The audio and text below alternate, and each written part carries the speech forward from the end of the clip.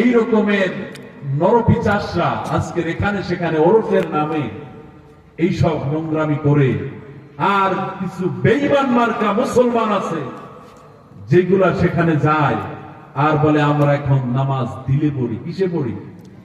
দিলে পড়ি। দিলে নামাজ, নামাজ কি দিলে হয়? বলে 5 ওয়াক্ত নামাজের কথা কোরআনে নাই। তা আছে কোন জায়গায় সেটা দেখা, তাও পারে না।